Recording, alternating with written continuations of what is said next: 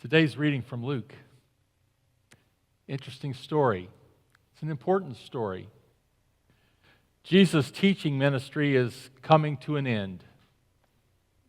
He's said about all that he's going to have time to say.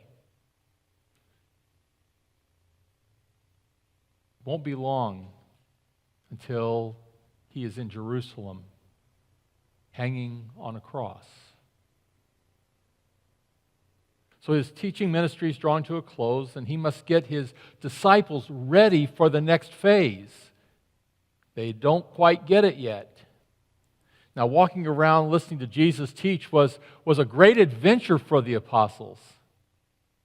They had much to learn and even more to understand, but realized that faith in Jesus was not an issue for them. Faith was not an issue for them. For you see, they didn't need faith. Jesus was right there. You see, the writer of the letter to the Hebrews defined faith for the Christian community when he wrote, "Now faith is being sure of what we hope for and certain of what we do not see." So they didn't need faith that Jesus existed. He was right there eating with them. They didn't need faith to believe that the words attributed to Jesus were Jesus' words. They had just heard them. So two of the three major stumbling blocks were not theirs to struggle with. They only had the third. Was Jesus truly the Son of God? They had no doubt about his knowledge of the Scriptures. Clearly, Jesus knew the law and the message of the prophets better than anyone. Jesus seemed to be the embodiment of the wisdom expressed in the Proverbs and in the other writings. He was clearly well taught and lived his life at the highest level of morality and ethics. But was he really the Son of God? Everything in their guts said it was so. He claimed to be the Son of God, and there was nothing that he did that seemed to contradict that. So the more they were with him, the more they believed that it was so. We would say that they grew to believe, or we might say that their faith grew stronger. You see, in the English language, we have a problem when we talk about faith. The word faith can only be used as a noun. It's not a person or a place, so it must be a thing. And as a something, then we naturally begin to think that faith is something that we can possess, something we can acquire. And yet we know that faith is more. It's not static, but it seems to move in time and space. There's an aspect of action with faith. It's fluid. We want it to be a verb, to show that it's doing something, but we don't have that word. The only way we can express faith as a verb is to substitute the word believe.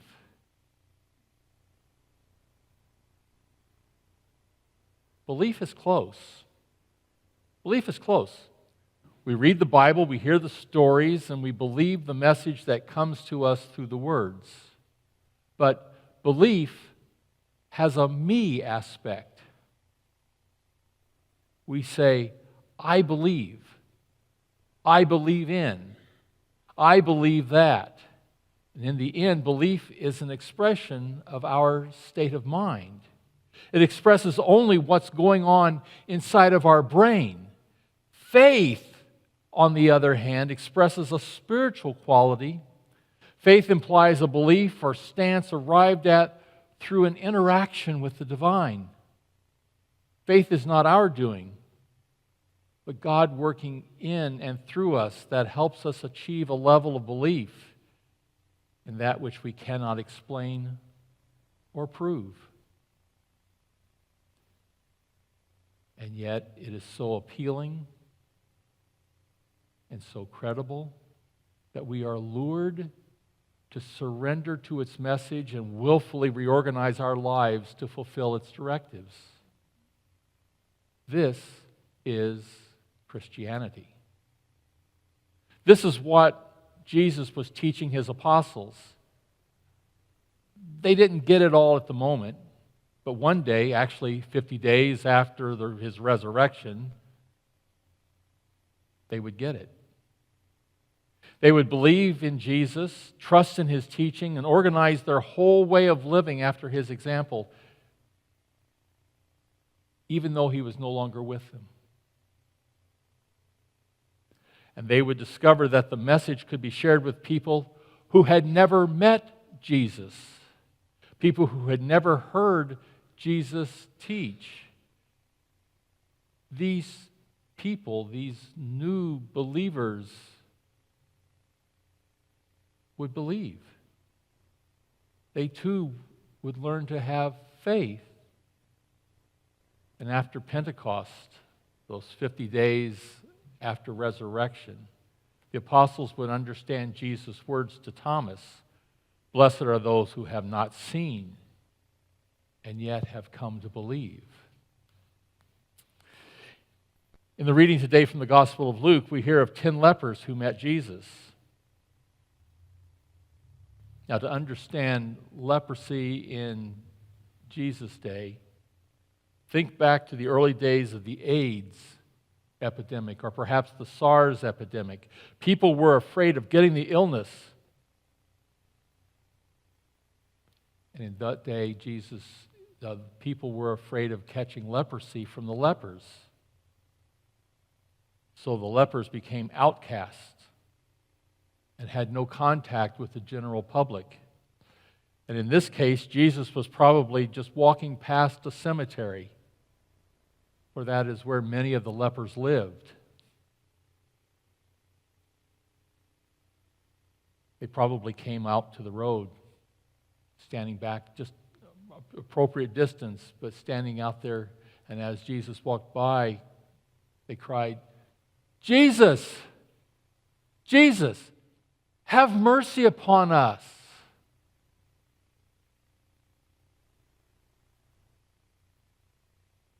And Luke tells us that Jesus looked their way and said, "Go show yourself to the priest." No magic prayers, no magic words, no magic touch. Just, "Jesus, have mercy upon us." Well, go show yourself to the priest. You see, for some people, leprosy cleared up. Actually, leprosy was a big umbrella term. It's not like today it's a very specific definition. It has its own name, but it was a very general skin condition term. And so sometimes it cleared up.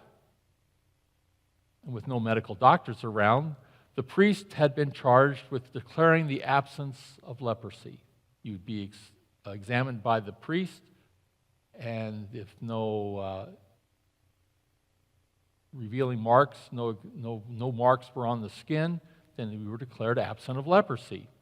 And with that declaration, the person could leave the cemetery, return home, and could become part of the synagogue and regain and re-engage with society. And then Luke writes, "And as they went to the priest, they were made clean." Now, at the end of the story, Jesus says, "Get up and go on your way. Your faith has made you well." Their faith has made them well. Get up and go on your way. Your faith has made you well.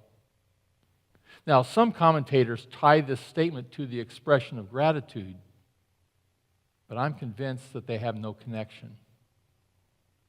What is the act of faith that healed not only the Samaritan, but the other 9 lepers too? It's so simple that we might overlook it. You see, in Luke's subtle, compact way of writing, it's easy to miss.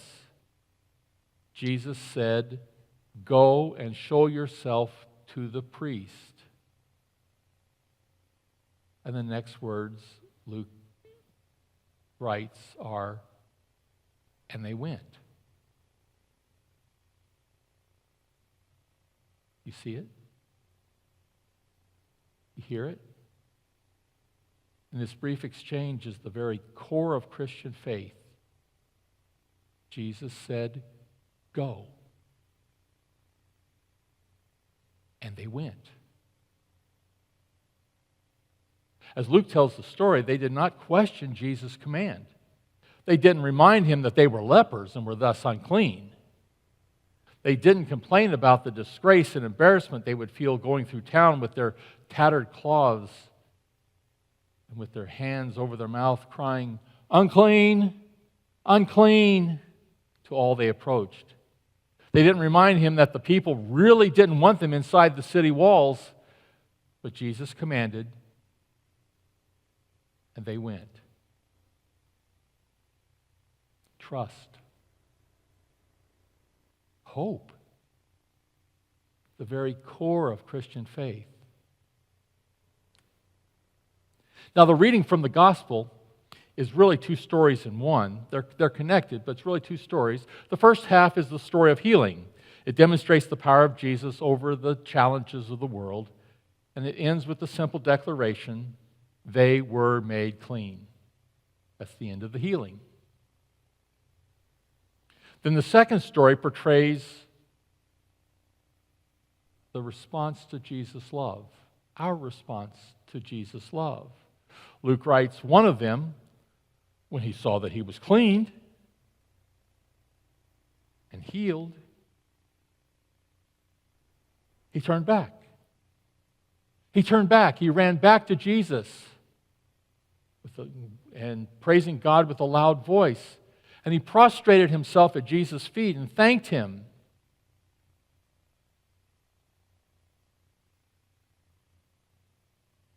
Faith in God is driven not by our mind, but by our heart. This is my point about the distinction between the nouns belief and faith.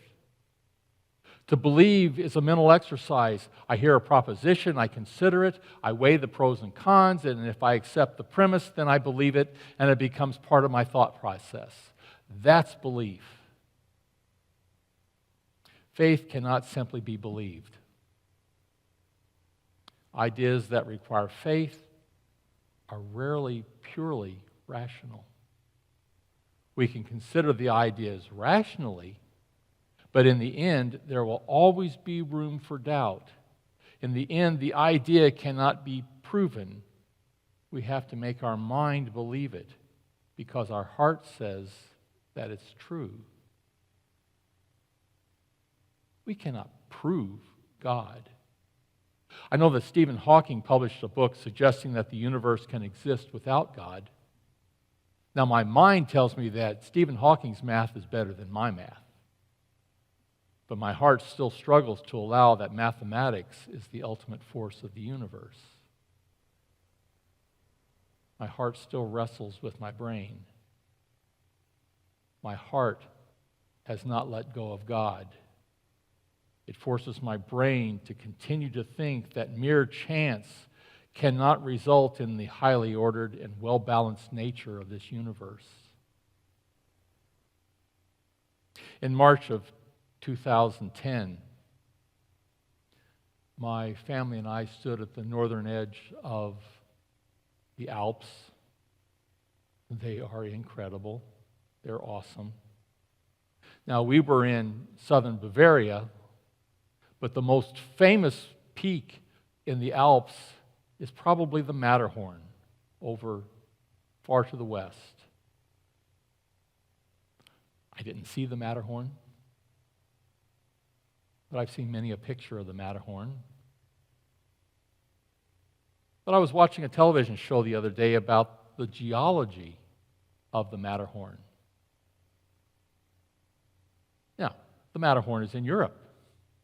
The bottom half is made up of rock from the European plate. We're talking about plate tectonics here. The bottom half is made up of rocks from the European plate. That's not a surprise.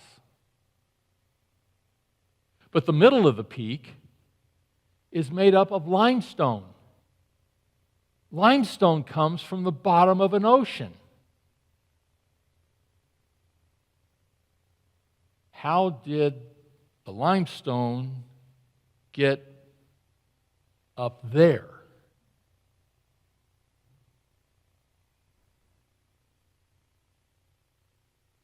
But if that's not enough, the top peak of the Matterhorn is rock that is found neither in Europe nor on the ocean floor. The top of the Matterhorn is a very distinctive green rock found only in Africa. Yes, the Alps were formed as the African plate crashed into the European plate, and the Alps rose up like dirt in front of a bulldozer blade. And the Matterhorn is a big chunk of rock that got flipped upside down. Now, my mind can explain the geology, but my heart still wants to give thanks for such an awesome sight. I may not say that God moved that piece of rock and turned it upside down, but I can appreciate the world and its incredible beauty and astonishing power. Faith grows from the feeling that bubbles up from the depths of our soul, that admits we are not the ultimate power of the universe. Faith grows from our awareness that we cannot control the forces around us. We're way too small. Just my phone over the weekend has reported several 7 and 6 magnitude earthquakes around the Pacific Ocean. Faith cries out to our brain to believe in a force beyond our explanation.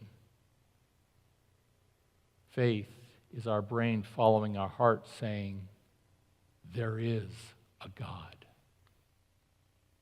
And with that faith, we stand in a faith tradition that is expressed through our collection of writings we call the Bible. These writings express the struggles of the persons who came before us. In these writings, we realize that they, like us, struggle with faith. We, like every generation before us, struggle to believe in a perceived force and yet an unprovable entity. But because we believe in God, we gather and we become a community of faith. We are a congregation of people who gather to share with one another our ongoing struggles to believe.